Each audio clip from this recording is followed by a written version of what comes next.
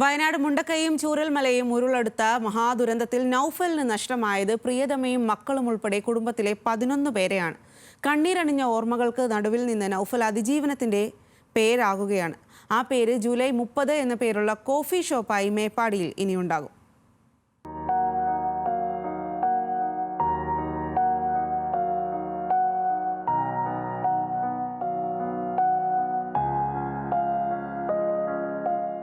ഹൃദയം മുറിഞ്ഞുപോകുന്ന ഓർമ്മകളാണ് ജൂലൈ 30 നൌഫലിന് സമ്മാനിച്ചത്.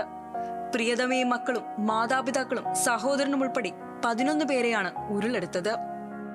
മുണ്ടക്കൈ ജുമാ മസ്ജിദിന് സമീപമായിരുന്നു നൌഫലിന്റെ വീട്. ഇന്ന് അങ്ങനെയൊരു വീടിരുന്ന അടയാളം പോലുമില്ല. വിദേശത്തായിരുന്നു നൌഫൽ.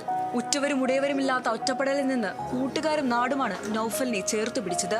അതിങ്ങനെ ഒരു അതിജീവന സംരംഭമായി ജൂലൈ 30 എന്ന പേരിട്ട് മേപ്പാടിയിലുണ്ട്. എൻ്റെ കുടുംബത്തിൻ്റെ ആഗ്രഹമാണ്, അത് ഞാൻ നിറവേറ്റിയാണ്. എനിക്ക് KNM സംഘടനയാണ് ഇത് കട എടുത്തെന്നുള്ളത്.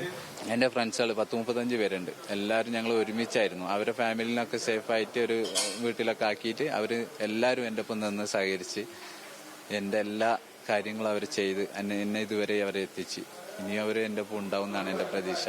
അവരെന്നെയാണ് കൂടുതലും എൻ്റെ ഫ്രണ്ട്സുകളൊക്കെയാണ് ഇവിടെ വന്നേക്കുന്നത്. കേരള നദ്വത്തുൽ മുജാഹിദീൻ എന്ന സംഘടനയാണ് നൌഫലിനായി ബേക്കറി ഒരുക്കിയത്.